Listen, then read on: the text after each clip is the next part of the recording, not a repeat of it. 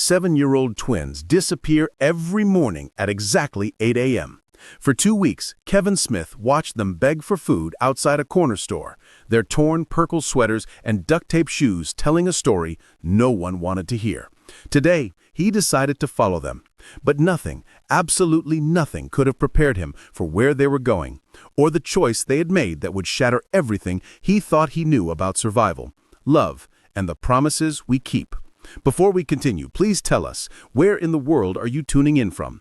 We love seeing how far our stories travel. The rain hadn't stopped since dawn, and Kevin Smith sat in his car, engine running, watching two small figures through his windshield. The twins couldn't have been more than 7 years old, standing under that same corner store awning on Birch Street where he'd seen them every morning for the past 2 weeks. "Please, can you spare some food?" Their voices barely carried over the rain, but Kevin had heard those words enough times now that they echoed in his head even when he was miles away. The taller one, Haley, she told him her name was Haley, always spoke first. Her sister Harper, distinguishable only by a small birthmark on her left cheek, would nod along, clutching a plastic bag that held whatever kindness strangers had offered that day. Kevin checked his watch. 7:58 a.m. In 2 minutes, they would leave. They always left at exactly 8 a.m. No matter how much or how little they'd collected. He tested this theory for 3 days straight now, and they were never a minute off. Where did 2 7-year-old girls need to be so punctually? Today, he was going to find out. The past 2 weeks flashed through his mind as he watched them pack up their meager belongings. That first Thursday morning when he'd seen them, something had broken inside him. Maybe it was the way the taller twin had reached for the breakfast sandwich he'd offered, then pulled her hand back, asking in a whisper that still haunted him, "Both sandwiches? Really?" Or maybe it was because his own son Jeremy was only 2 years older, safe at school right now, worried about nothing more serious than his upcoming soccer game. "Thank you," the twins said in perfect unison to an elderly woman who had just handed them a dollar bill. They bowed their heads slightly, a practiced gesture that spoke of desperation wrapped in dignity. 8 a.m. Like clockwork, the twins turned and began walking. Kevin shifted his car into drive and followed at a distance, his heart pounding with each turn they took. They moved with purpose, never hesitating at corners, never looking back. These children knew exactly where they were going. They walked for 15 minutes, and with each block, the landscape changed. The quaint shops and cafes of the commercial district gave way to boarded-up windows and graffiti-covered walls. This was the part of the city Kevin never visited, the part people discussed in hushed tones at PTA meetings, the part where abandoned buildings outnumbered occupied ones. The twins slipped through a gap in a chain-link fence with the fluid motion of those who had done this hundreds of times before. The fence surrounded what used to be the Riverside Textile Factory. Kevin remembered reading about its closure in the paper 5 years ago, 300 jobs lost overnight. He parked his car and sat for a moment, rain drumming on the roof. What was he doing? Following 2 little girls into an abandoned building? But then he thought of their torn purple sweaters, the same ones they'd worn every single day. He thought of how they divided that single sandwich he'd given them this morning, carefully tearing it in half, then tearing one half in half again. Kevin got out of the car, rain immediately soaking through his jacket. The gap in the fence was narrow, built for small bodies, not a 35-year-old bookstore manager. He squeezed through, metal scratching against his back, and found himself in an overgrown courtyard. The factory loomed before him, 5 stories of broken windows and crumbling brick. He could hear voices now, young voices, echoing from somewhere inside. Following the sound, he stepped through a doorway that had long since lost its door. The interior was a maze of debris and shadows. Water dripped from holes in the ceiling, creating pools that reflected what little light filtered through the broken windows. The voices grew stronger, and Kevin recognized Harper's distinctive lisp as she said something about being hungry. "I know your stomach hurts, mine too. But we have to be smart, remember? Like Mama taught us." That was Haley's voice, trying so hard to sound grown up, trying so hard to be strong. Kevin rounded a corner and stopped breathing. In what must have been an old office, the twins had created a home. No, created was too simple a word. They had carved out a sanctuary from nothing, built a life from scraps society had thrown away. Cardboard covered the floor in neat sections, each piece overlapping the next to create a barrier against the cold concrete. Blankets, a patchwork of different colors and fabrics, clearly scavenged from various sources, were folded with military precision in one corner. Empty cans and bottles, cleaned until they shone, lined a wooden plank balanced on cinder blocks that served as a shelf. But it was the walls that made Kevin's chest tighten. Dozens of drawings covered every available surface. Childish sketches of houses with smoke curling from chimneys, families holding hands under rainbow skies, sons with smiling faces. And in every single drawing, two small figures stood side by side, their hands clasped together. What the twins were doing in that moment, though, shattered something inside Kevin. They had taken the breakfast he'd given them that morning, 2 sandwiches, chocolate milk, and fruit cups, and divided it into 3 portions. Not 2, 3. 2 portions on paper plates for themselves, each heartbreakingly small. The third portion, the largest, was being carefully wrapped in plastic. "We should save more for tomorrow," Haley was saying, her small hands trembling slightly as she wrapped the food. "Just in case the nice man doesn't come." "But I'm so hungry," Harper replied, and Kevin could see her pressing her hand against her stomach. "I know, but remember what Mama said? We have to think about tomorrow, always tomorrow." Kevin must have made a sound, a gasp, a sob, he wasn't sure, because both girls spun around. Terror flashed across their faces.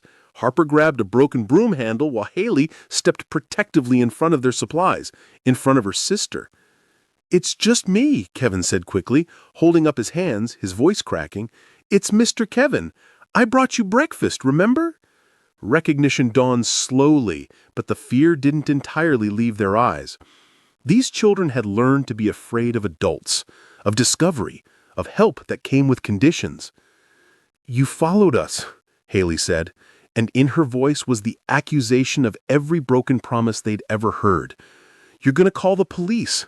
You're going to separate us." "No," Kevin said, and he did something that surprised even himself. He sat down right there on the cardboard floor, making himself smaller, less threatening. "I'm not calling anyone. I was worried about you." The silence stretched between them, broken only by the drip of water from the ceiling and the distant sound of traffic from the world outside their hidden sanctuary.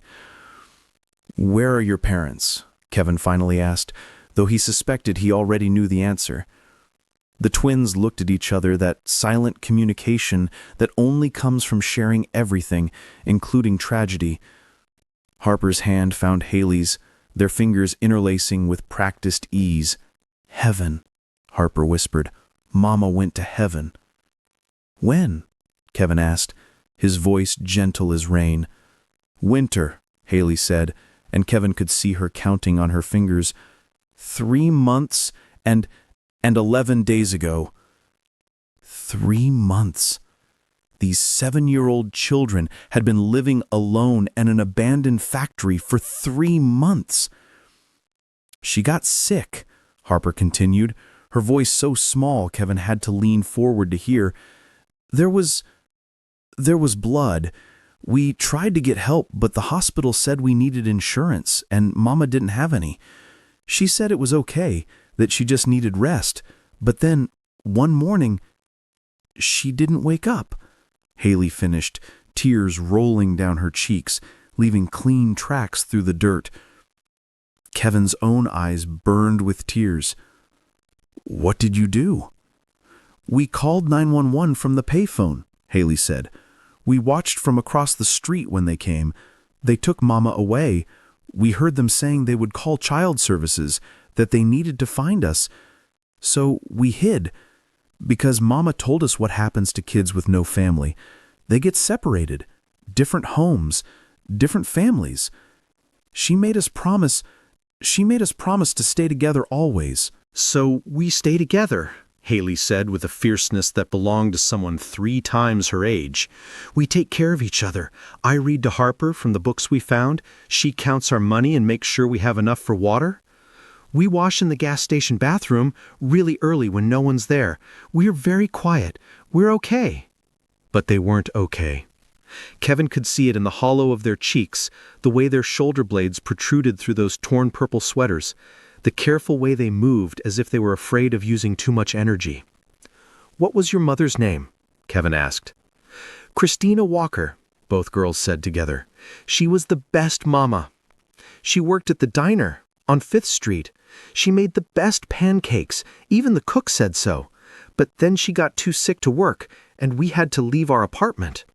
We lived in a motel for a while, but when she couldn't pay anymore, we came here," Harper finished. "Mama actually found this place. She said it would be safe for a few nights, but then she got sicker and sicker, and then—" Kevin looked around the space again, seeing it with new eyes. This wasn't just a shelter. It was a monument to their mother's last days, to her desperate attempt to keep her daughters safe even as she was dying. The neat organization, the careful rationing, the drawings on the walls. All of it was 2 little girls trying to honor their mother's memory by surviving the only way they knew how.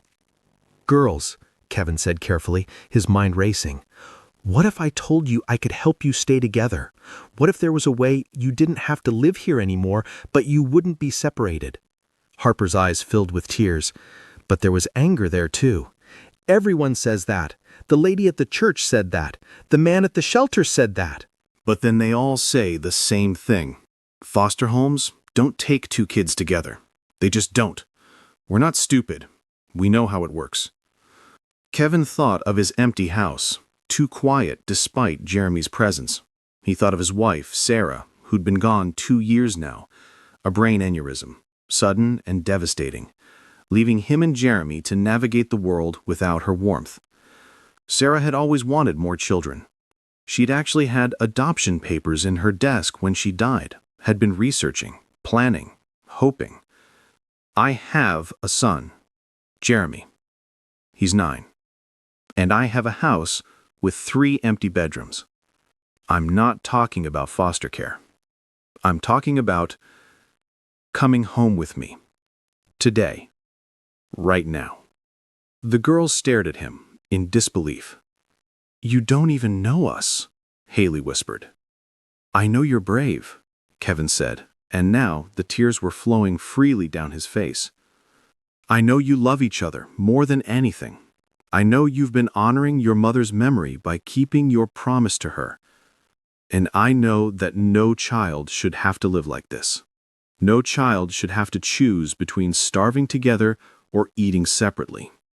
"What if you change your mind?" Harper asked, her grip on Haley's hand so tight her knuckles were white. "What if we're too much trouble? What if your son doesn't like us? What if—" Kevin moved closer slowly, telegraphing his movements like he was approaching frightened animals. He opened his arms. "Come here," he said softly. For a moment, nobody moved. Then Harper made a sound, half sob, half wail, and flew into his arms. Haley followed a second later, and Kevin held them as they cried with the force of 3 months of fear, hunger, loneliness, and grief. Their small bodies shook against him, and he could feel every rib, every bone that shouldn't be so prominent in children so young. "We tried so hard," Haley sobbed into his shoulder. "We tried to be good, to be strong like Mama said." "You were," Kevin said, his own voice breaking. "You were so strong, but you don't have to be strong alone anymore." It took an hour to gather their belongings. Kevin watched in amazement as the girls carefully packed each item, understanding that these weren't just objects. They were survival tools, memories, proof that they had existed when the world had forgotten them. The water-damaged books went into a plastic bag. "Mama taught us to read with these," Haley explained, handling them like precious artifacts. The blankets were folded precisely, each one with its own story. "This one we found behind the Goodwill," Harper said. "It was almost new. And this one a nice lady gave us when she saw us sleeping in the park before we found this place." But it was the drawings they were most careful with, peeling each one from the wall with reverence. "We drew these from Mama," Haley explained. "Even after she was gone, we wanted her to know we were okay, that we were staying together like she asked." As they prepared to leave their sanctuary, Harper suddenly stopped. "Wait," she said, running back to their makeshift shelf. She pulled out a small jewelry box, the kind sold at dollar stores, its pink paint chipped and faded. "Mama's things," she explained, opening it carefully. Inside were a few photographs, a simple wedding ring, and a folded piece of paper. Harper handed the paper to Kevin. It was a note written in a shaky hand. "To whoever finds my girls, Haley and Harper are good children. They are smart and kind and brave. They have no family but each other. Please, please don't separate them. They are all each other has. I am sorry I couldn't be stronger for them. Christina Walker." Kevin had to sit down on the cardboard floor again, overwhelmed by the weight of this dying mother's last wish. "She wrote it the week before," Haley said quietly. "She made us memorize our full names, our birthdays, her name. She said if anyone ever found us, we should show them this note. But we never showed anyone because we knew they'd separate us anyway." Walking to Kevin's car was surreal. The girls held hands, but Harper's other hand slipped into Kevin's, her small fingers curling around his with a trust that humbled him. They'd known him for 2 weeks, had spoken to him for less than 2 hours, and yet they were choosing to believe in his promise. "Is your house far?" Haley asked as they reached the car. "About 15 minutes, Kevin said, opening the back door. Both girls stopped, staring at the interior of the car like it was a spaceship. "It's so clean," Harper whispered. "We're dirty. We'll make it messy." "Cars can be cleaned," Kevin said gently. "Get in. There are juice boxes in the cup holders and granola bars in the seat pocket." The girls climbed in carefully, as if afraid they might break something. Kevin watched in the rearview mirror as they examined the juice boxes with wonder, reading every word on the packaging before carefully opening them. The drive was quiet, except for Harper's occasional whispered observations. "Look, Haley! Trees! So many trees!" And, "The houses have gardens! Real gardens with flowers!" Kevin pulled into his driveway, and the girls pressed their faces against the windows. The house wasn't grand, a simple 2-story colonial that he and Sarah had bought 10 years ago, but to the twins, it might as well have been a palace. "You live here? The whole house?" Haley asked in amazement. "We live here," Kevin corrected gently. "Come on, let me show you around." The tour was an exercise in heartbreak. The girls marveled at everything: the refrigerator that made ice, the bathroom with a bathtub and a shower, the bedrooms with actual beds. When Kevin showed them the guest room that would be theirs, they stood in the doorway, afraid to enter. "Both of us?" Harper asked. "We can both stay in here?" "Of course," Kevin said. "Or if you want separate rooms eventually. Jeremy's room is the one at the end of the hall, and there are 2 more bedrooms you could each have." "No," both girls said in unison, panic in their voices. "Together," Haley said firmly. "We stay together." "Always together," Kevin assured them. "Whatever you want." While the girls explored their room, touching the bedspreads reverently, opening and closing the closet door in amazement, Kevin called his son's school. Jeremy needed to know what was happening before he came home. Then he called his lawyer. Then child services. The legal maze would be complicated, but Kevin had something working in his favor: a stable job, a home, and a documented relationship with the girls, brief as it was. Plus Christina Walker's note, her dying wish for her daughters. When Jeremy came home from school, Kevin had prepared him, but he still held his breath as his son walked through the door. The girls were sitting at the kitchen table, drawing on printer paper Kevin had given them, looking smaller than ever in the bright, normal setting of a family kitchen. Jeremy stopped in the doorway, taking in the scene. Then, with the simple acceptance that only children possess, he walked over to the table. "I'm Jeremy," he said. "Dad says you're going to live with us now." The twins nodded shyly. "Do you like soccer?" Jeremy asked. "We don't know how to play," Haley admitted. "I'll teach you." "And Pokemon? Do you know Pokemon?" Harper's eyes lit up slightly. "We saw cards once in the trash behind the toy store, but they were all wet and ruined. I have tons of cards. You can have some of mine. We can make you each your own deck." That first night was hard.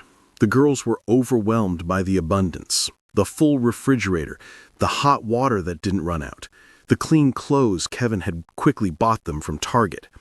They ate dinner cautiously, as if afraid it might be taken away. They hoarded rolls in their pockets when they thought Kevin wasn't looking. Bath time revealed the full extent of their neglect. Their hair was matted in places, their skin marked with scratches and bruises from their rough living conditions. Kevin had to cut some of the mats out of Harper's hair, each snip making her flinch as if expecting punishment. "I'm sorry," she kept saying. "I'm sorry we're so much trouble." "You're no trouble," Kevin said, his heart breaking for the 100th time that day. "You're children. Children deserve to be taken care of." Bedtime brought new challenges. The girls were terrified to sleep in the bed, insisting they might dirty it. They were used to sleeping on cardboard, they explained. The bed was too soft, too clean, too much. Finally, Kevin lay down on the floor next to the bed. "How about this? I'll stay here until you fall asleep, and tomorrow night we'll try again." The girls climbed into the bed cautiously, still wearing the new pajamas. They held hands across the small gap between their bodies, their fingers interlocked, even in sleep. Kevin stayed on that floor for 3 hours, listening to their breathing eventually even out, interrupted occasionally by whimpers and cries from nightmares. Each time, one twin would reach for the other, and they'd settle again. The next morning brought the first of many small victories. The girls came downstairs to find Kevin making pancakes. He'd found the recipe from the 5th Street Diner online, hoping to recreate something familiar for them. Harper took one bite and burst into tears. "Like Mama's," she whispered. It wasn't exactly like their mother's, Kevin was sure, but it was close enough to be a bridge between their old life and new. The legal process was a marathon of paperwork, home visits, and court hearings. The girls were technically wards of the state, but Kevin's petition for emergency foster care was approved within a week thanks to his lawyer's aggressive advocacy and the circumstances of the case. The social worker, Mrs. Patterson, was a godsend. She'd seen too many children fall through the cracks, and she was determined that Haley and Harper wouldn't be among them. 3 months, she said to Kevin during one visit, watching the girls play with Jeremy in the backyard, their first attempt at soccer. 3 months, those babies survived on their own. Most adults couldn't do what they did. They shouldn't have had to, Kevin said. No, Mrs. Patterson agreed. But the fact that they did, that they kept their promise to their mother, that they chose each other over the possibility of easier lives apart, that tells you everything about who they are. The adoption process took 6 months. 6 months of therapy appointments where the girls slowly unpacked their trauma. 6 months of Harper learning not to hide food in her room. 6 months of Haley learning she didn't have to be the protector anymore, that she could be a child. 6 months of Jeremy teaching them soccer and Pokemon, of family movie nights where the girls experienced Disney movies for the first time, of slowly filling out those hollow cheeks and too thin arms. 6 months of nightmares that gradually became less frequent, of hands that slowly unclenched, of smiles that became less rare. The day the adoption was finalized, all 3 children dressed in their best clothes. The girls had chosen to become Haley Walker-Smith and Harper Walker-Smith, keeping their mother's name as a bridge between who they were and who they were becoming. The judge, a grandmother herself, had tears in her eyes as she made it official. I've overseen many adoptions, but rarely have I seen a family so clearly meant to be together. After the courthouse, Kevin drove them to Riverside Cemetery. He had spent weeks tracking down where Christina Walker had been buried, a potter's field on the outskirts of town, marked only with a number. Kevin had paid to have a proper headstone installed, inscribed with Christina Walker, beloved mother. Your daughters keep their promise. The girls knelt by the grave, their new father and brother standing respectfully behind them. Hi, Mama, Haley said softly. We wanted to tell you, we're okay. We're more than okay. We stayed together, Harper added, just like we promised. Dad, he found us. Or maybe you sent us to find us. Jeremy is our brother now, Haley continued. He's teaching us so many things. And we have a dog. Dad got us a dog. Her name is Hope. We go to school.